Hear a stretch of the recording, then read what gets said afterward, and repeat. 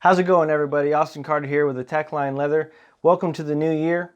To start this year off, I'm doing an easy tutorial on how to make this, a nice, easy magnetic leather money clip. This is a fun and easy tutorial, and I hope you stick around to the end.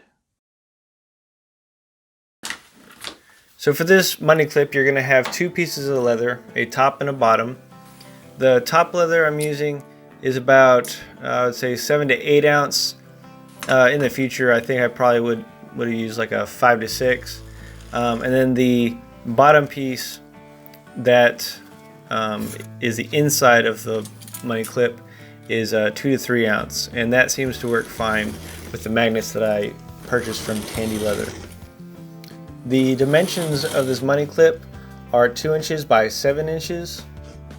You want to get yourself a nice sharp knife and cut that out. And after you cut out the main body, you can either start tooling or not. It's completely up to you.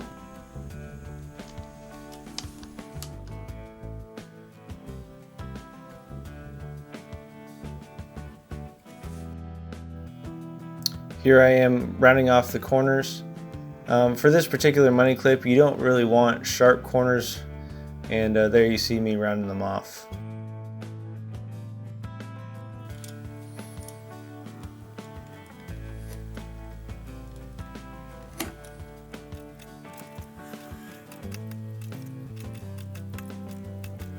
Here I've got my calipers. This is just, I'm just adding a border to this money clip.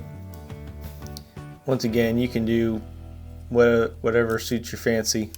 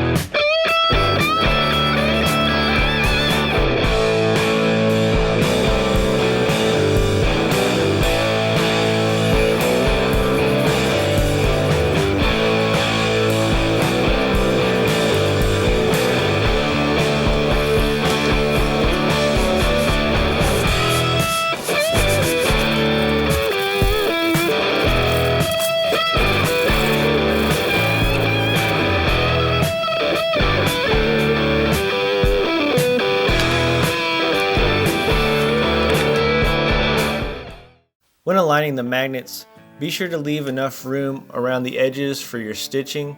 If you get it too close, if you're using a hand stitcher like I am, or a sewing machine, the magnets will raise up the leather and you will have kind of a lip. That might give you some problems.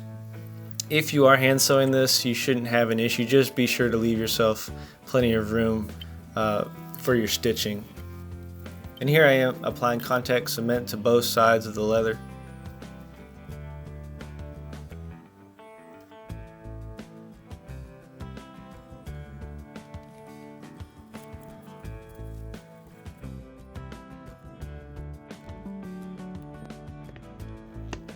you'll see me start trimming off some of the excess.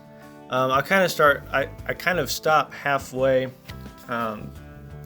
just because I wanted a little left over when I started stitching.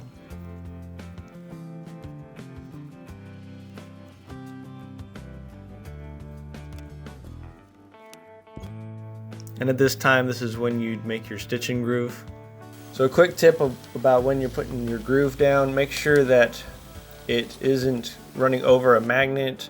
Make sure it's got plenty of room between the edge of the project and your magnets. You don't want to be running out of room or starting to stitch onto a magnet, which obviously won't work.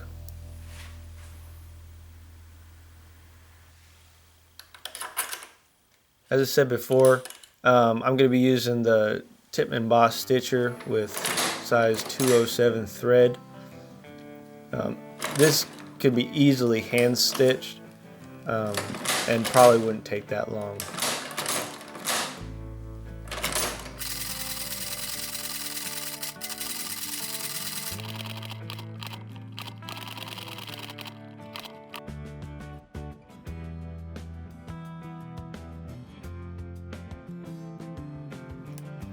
Once you're done stitching, be sure to clip and burn your thread. So after I finished stitching, I went back and finished trimming it up. I didn't show it in the video. After I did all my trimming, I took it back to my drum sander and proceeded to sand the edges smooth. After sanding, I did use a number 2 edger on the project, and then I moved to my burnishing drum.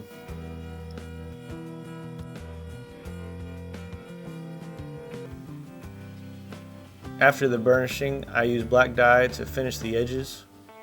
And if you notice on the project, that wet spot in the crease, I did put that there to help loosen up the leather. And as you see, it turned out pretty cool. I didn't have a whole lot of cash on me to see how many could fit in there, but I put I think probably about 10 or 12 pieces of printer paper in there, and it magnetized no problem.